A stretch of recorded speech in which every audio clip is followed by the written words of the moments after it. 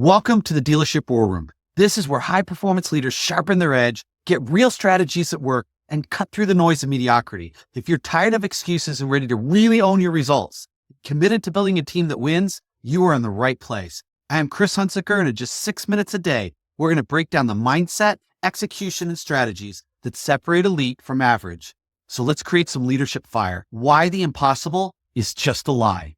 Ever had a goal so big, so intimidating, that you convinced yourself that it couldn't be done? We've all been there. You're staring down a massive challenge. Maybe it's a sales target that feels totally out of reach, a market shift that's shaking your business to its core, or a team that just isn't executing the way you need them to. And your mind starts running. You know that voice in your head that starts talking to you, hey, this is too big. It's not possible. Maybe it's just not going to happen. Have you ever had that conversation in your head, driving down the road or sitting in your office? Let me tell you right now, that's a lie.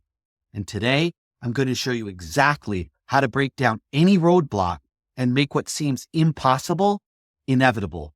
And I have to tell you, that is a superpower. When you have the ability to take the impossible and make it inevitable, you literally become unstoppable.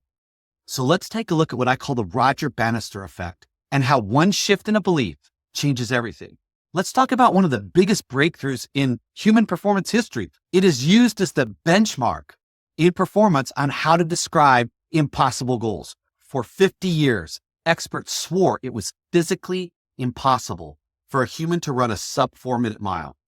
Doctors claimed the heart and lungs couldn't handle it. Scientists said the human body wasn't designed for it.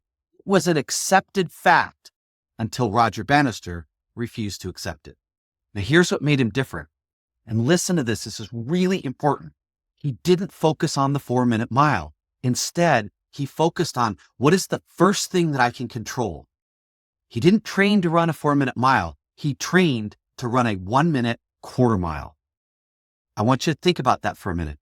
He didn't try to run a 4-minute mile. He didn't try to do what everybody said was impossible. He said, what can I control? What do I have control of? And he says, do you know what I can do? I can absolutely run a 1-minute quarter mile. Other people had done it. He therefore could do it.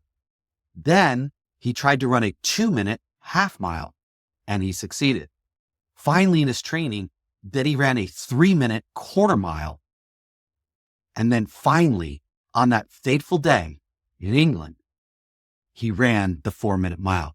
Interestingly, when he did it, what did he start with? Running a 1-minute quarter mile. So he got 4 people to pace him, each who had demonstrated the ability to run a 1-minute quarter mile. And so as he ran each quarter mile, a new person jumped in to pace him, to keep him on that 1-minute pace. Did human biology change? No. Did running technology suddenly improve? No.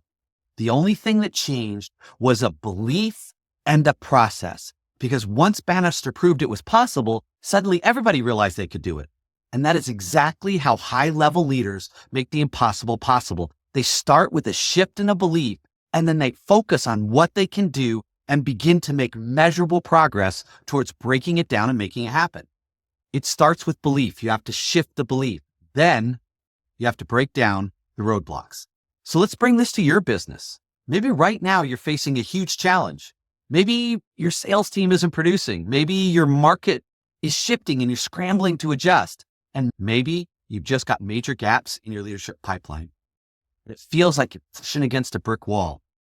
Here's the problem. You're looking at the whole wall instead of the next brick. So let's break this down. Here's how elite leaders approach the impossible. Step 1, shrink the challenge. Whenever you're losing the war, narrow the battlefield. Ask yourself, what's the first movable piece? Roger Bannister didn't try to run a 4-minute mile. He started with one segment of the race, a 1-minute quarter mile. If you're not doubling your revenue, don't focus on the big number. Focus on one daily behavior that moves the needle. If you're trying to develop leaders, don't think about overhauling your whole training program. Start by having one powerful coaching conversation. Step 2, make the next step so small, it's impossible to ignore. Once you identify the first movable piece, break it down even further. Instead of saying, I need to improve my team's closing ratio, ask, what's one tweak in a process that would increase our conversions by 5%?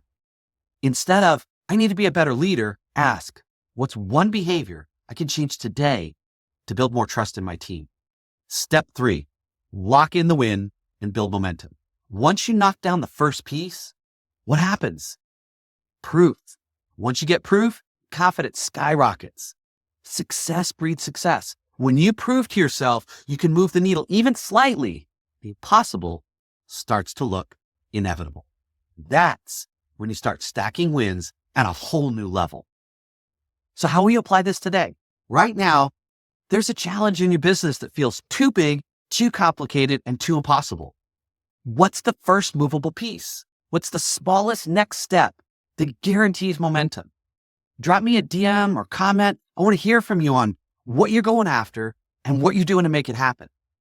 That's your leadership fire for today. Now, don't just listen, execute. If you got value from this, share it with someone on your team. Share it with someone that has an impossible goal that you know they want to hit. And I'll see you in the next war room. Keep leading, keep executing, keep raising the bar, because you have the ability to make the impossible inevitable.